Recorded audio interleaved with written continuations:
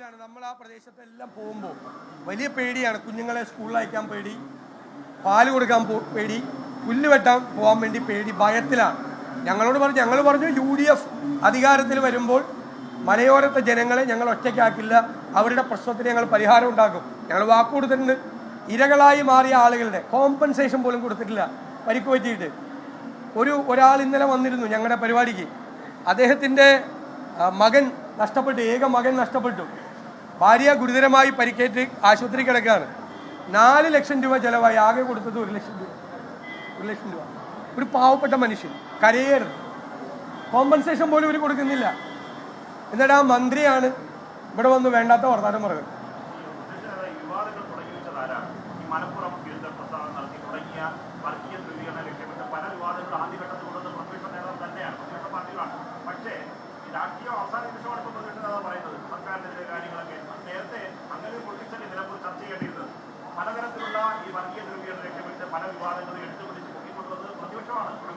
അല്ല, താങ്കൾ കൈരളിയുടെ റിപ്പോർട്ടറായ താങ്കൾ തന്നെ എൻ്റെ പത്രസമ്മേളനത്തിൽ ഇതിനു മുമ്പ് പങ്കെടുത്തിട്ടുണ്ട്.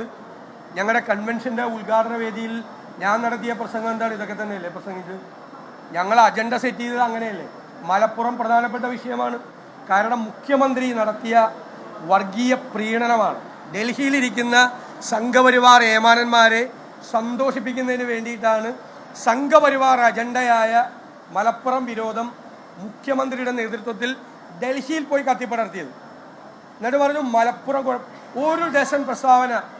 ഇപ്പം ഇവിടെ തെരഞ്ഞെടുപ്പ് ചുമതല വഹിക്കുന്ന വിജയരാഘവൻ്റെ ഇല്ലേ, ഈ പ്രിയങ്ക ഗാന്ധി ജയിച്ചപ്പോൾ വർഗീയവാദികളുടെയും തീവ്രവാദികളുടെയും വോട്ട് കൊണ്ടാണ് പ്രിയങ്ക ഗാന്ധി ജയിച്ചത് എന്ന് പ്രസ്താവന കൊടുത്ത ആളല്ലേ ഇവിടെ തെരഞ്ഞെടുപ്പ് പ്രവർത്തനത്തിന് നേതൃത്വം കൊടുക്കുന്നത്. 95,000 പേരാണ് നിലമ്പൂർ മണ്ഡലത്തിൽ പ്രിയങ്ക ഗാന്ധിക്ക് വോട്ട് ചെയ്തത്. 29,000 പേരാണ് LDF സ്ഥാനാർത്ഥിക്ക് വോട്ട് ചെയ്തത്. ആ പ്രിയങ്ക ഗാന്ധിക്ക് വോട്ട് ചെയ്തത് ഈ മലപ്പുറത്തെ ഈ നിലമ്പൂരിൽ അവരെല്ലാം തീവ്രവാദികളാണോ? നിങ്ങൾ പറഞ്ഞ കാര്യം സമയമാകുമ്പോൾ ഓർക്കും, സമയമാകുമ്പോൾ പറയും, ഓർമ്മിപ്പിക്കും. അതിൻ്റെ ജോലിയാണ് ഞങ്ങൾക്കുള്ളത്. ഒരു വർഷമായി കഴിഞ്ഞ പാർലമെൻറ്റ് ഇലക്ഷൻ കഴിഞ്ഞപ്പോൾ തൊട്ട് ഈ വർഗീയ പ്രീണന നയം മുഖ്യമന്ത്രിയുടെ നേതൃത്വത്തിൽ നടക്കുക. തെരഞ്ഞെടുപ്പ് കാലത്ത് എന്തായിരുന്നു? CAA Palestine. ആ CAA പ്രക്ഷോഭത്തിൽ പങ്കെടുത്ത ആളുകൾ ഇപ്പോഴും കോടതി കയറി ഇറങ്ങി നടക്കുക. കേസ് പിൻവലിച്ചോ? പിൻവലിക്കാമെന്ന് ഉറപ്പ് കൊടുത്താൽ ചെയ്തില്ല. ചെയ്താൽ മറ്റവർക്ക് വിഷമവും. ആർക്ക്?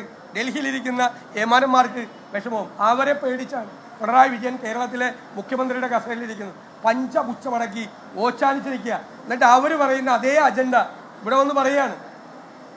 ജമായത്ത് ഇസ്ലാമിയെ ഒക്കെ തോളിൽ വെച്ചുകൊണ്ട് നടന്ന ആള് PDP തീവ്രവാദിയാണ്, മദനിയെ പിടിച്ചു കൊടുത്തു എന്ന് പറഞ്ഞ ആളിപ്പോൾ എന്നിട്ട് പറയുകയാണ്, ഇവിടുത്തെ സ്റ്റേജിലിരുന്ന് പറയുക ഒരു വർഗീയവാദിയുടെ വേണ്ടത്.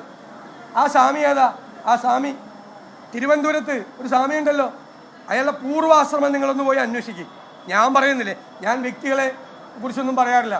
ആ സ്വാമിയുടെ പൂർവാശ്രമം ഒന്ന് അന്വേഷിക്കും നിങ്ങൾ. ആ സ്വാമി പിന്തുണ കൊടുത്തിരിക്കുകയാണ് LDFന്. ആ സ്വാമി CPM നേതാക്കന്മാരുമായി ചർച്ച ചെയ്യുന്ന പടം ഞാൻ കാണിച്ചു തരാം. ഞങ്ങളുടെ കയ്യിൽ എല്ലാം ഉണ്ട്, ഞങ്ങളുടെ കയ്യിൽ. എന്നിട്ട് ആ സ്വാമിയുടെ പിന്തുണയുണ്ട്, PDPയുടെ പിന്തുണയുണ്ട്. എന്നിട്ട് നിലമ്പൂരിലെ സ്റ്റേജിൽ കയറി പറയുക വർഗീയവാദികളുടെ വോട്ട് വേണ്ട. അതായത് CPMന്റെ കൂടെ നിലമ്പൂർ ഉപതെരഞ്ഞെടുപ്പിന്റെ പശ്ചാത്തലത്തിലാണ് പ്രതിപക്ഷ നേതാവിന്റെ വാർത്താ സമ്മേളനം. അദ്ദേഹം 7 ചോദ്യങ്ങൾ മുഖ്യമന്ത്രിയോട് ചോദിക്കുന്നു. ആ പ്രധാനപ്പെട്ട വിഷയങ്ങൾ വന്യജീവി ശല്യം ഉൾപ്പെടെയുള്ള കാര്യങ്ങൾ, ദേശീയപാതാ നിർമ്മാണം, ലഹരി, പട്ടികജാതി ഫണ്ട് വെട്ടിക്കുറച്ചത് ഉൾപ്പെടെയുള്ള കാര്യങ്ങൾ അദ്ദേഹം പറയുകയാണ്. എന്നാൽ രാഷ്ട്രീയം പറയാതെ വർഗീയത പറയുകയാണ് LDF ചെയ്തുകൊണ്ടിരിക്കുന്നത്, സംഘപരിവാർ അജണ്ട നടപ്പാക്കുകയാണ് തുടങ്ങിയ ആരോപണങ്ങൾ അദ്ദേഹം ഉന്നയിക്കുകയാണ്. പ്രതിപക്ഷ നേതാവിന്റെ വാർത്താ സമ്മേളനമാണ് പ്രേക്ഷകർ കണ്ടത്.